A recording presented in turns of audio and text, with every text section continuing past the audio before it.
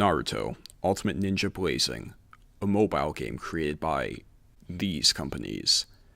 Now, this is going to be a little different than my previous abominations, in that I'm actually going to play through this game and give commentary as appropriate.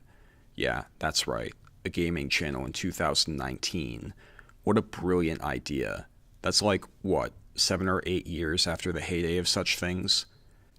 Who gives a shit? Let's rock and roll. Now, this is a mobile game, and if you don't know what that means, well, let me show you. Yeah, it's that kind of game. The kind that you blame for everything wrong in the world. And if you like that sort of thing, fine.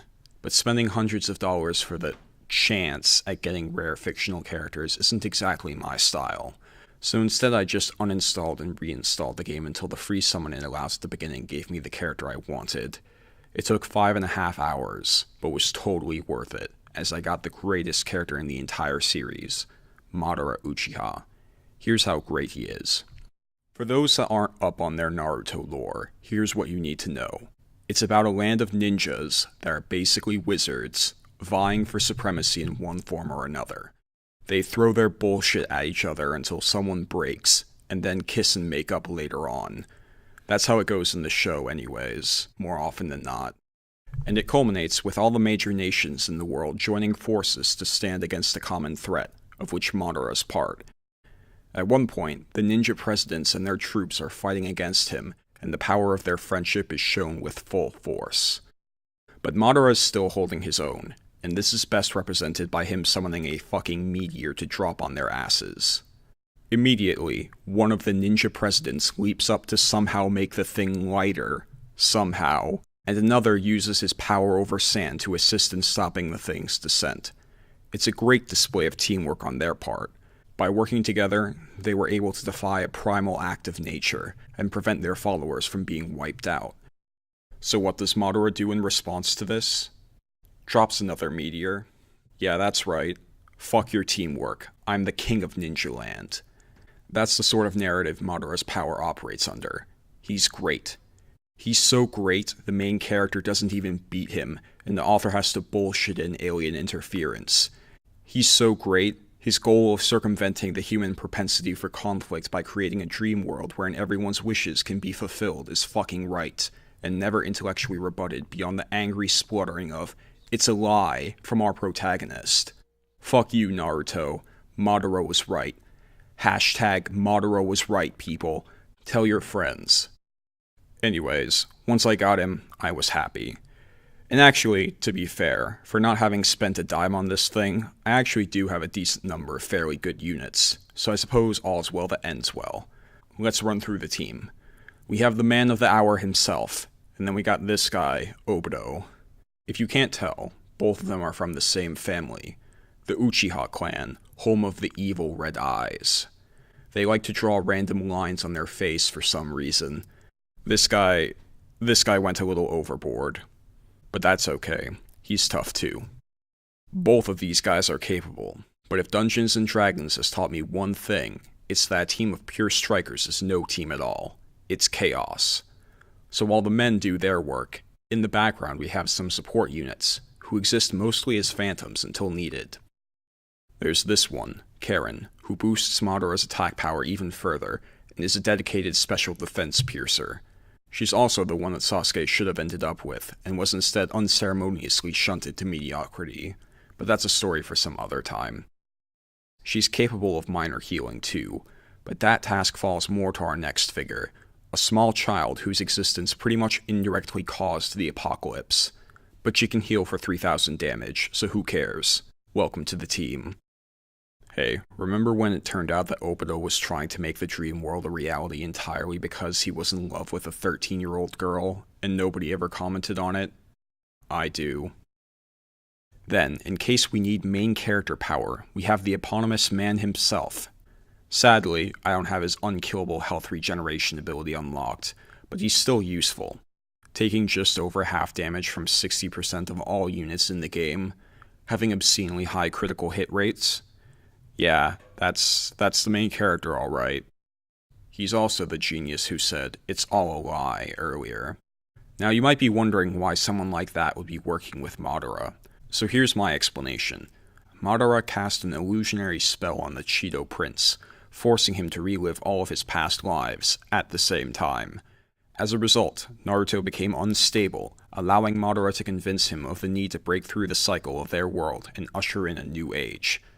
Through a bizarre ability brought about by this shift, he can transform into anyone he has met or known, powers and all, in a grand defiance of logic and reason. This technique will henceforth be known as deranged mannequin friendship style.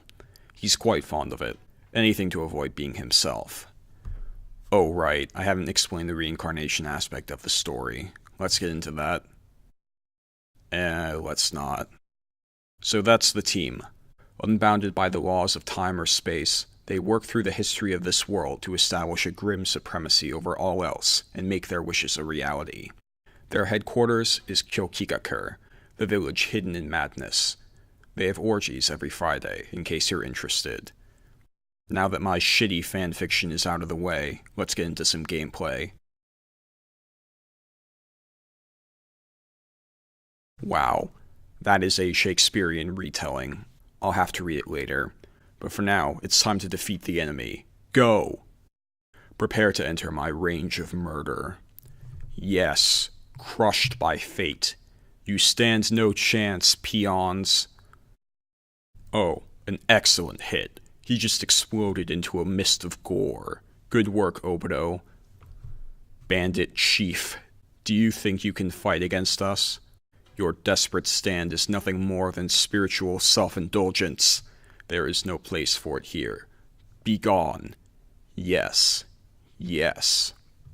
But, enthralling as it is to bully some bags of dust, we have to move forward. See, the team's enemy, in a broader sense, is not just some schmuck with a bad haircut. It's the universe itself. The Naruto universe senses a movement that should not exist, and strengthens everyone to stop it, from the lowest man to the highest Christ analog. It is inexhaustible and unreasoning, but also very stupid, and often open to exploitation.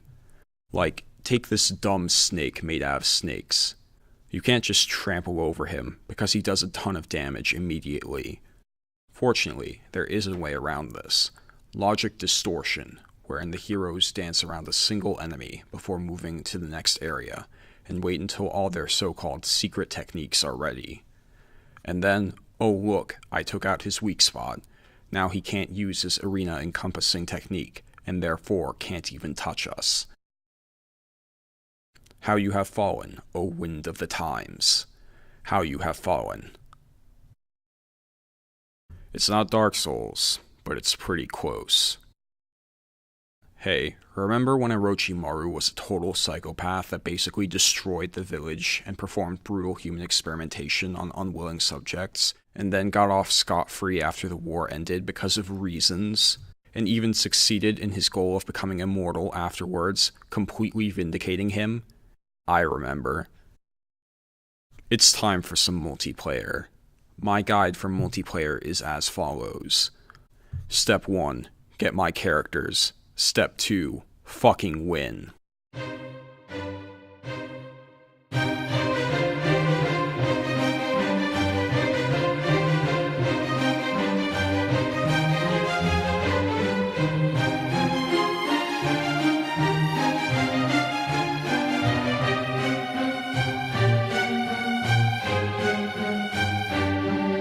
Mission fucking successful. I do need another 3 or 4 units to complete this masterful strategy of witlessly overpowering the opposition with sheer power, but it's good as it is nonetheless. I've heard that they're changing multiplayer sometime soon to make it a little more balanced. Balance. Yeah, I'll believe it when I see it. Hey, remember the time that Madara's plans were fucking successful, and we got to see into everyone's innermost dreams and desires? It was like, hey, that's a cool way to give the side characters some depth. We've barely seen most of them for a long time now, to the point that they basically come across as these shallow stereotypes and one-note losers. Now we can see what they're really about. But instead, it was just a joke. The bug guy wants to find a new bug. The food guy wants someone who loves him while he eats food, and will conveniently ignore the fact that he wore underwear on his head for most of his fucking life. The dog guy wants to make a dog-oriented holiday. It's priceless. Trial missions. Some people do them because they want special materials to strengthen their characters. I do them because I fucking hate Jiraiya. Die. Die. Die. Yes. That soothes the soul a bit. Ninja Road? More like Ninja Load of crap if you think you can stop this unparalleled force. What the fuck is this? Fixed damage? It's time for some evasive maneuvers. Die. Oh my god. Is this real life? No. It's a video game, but it sucks. You know that feeling when you're playing T-ball and then the Red Sox show up and start running up the score? That's how I feel right now. How are you supposed to beat that? A mystery for the ages down there in Ninja World. And so the team slinks back home in shame. Madara and Rin play chess, Obito reads a fucking book, and a pall is cast over everyone that night as they consider what lies in the future. Yet the dream will never truly die. They will continue to work until reality is overcome and everyone else is made to eat shit. But I think I've had enough of that breed of intense sentimentality for now, so let's end it here.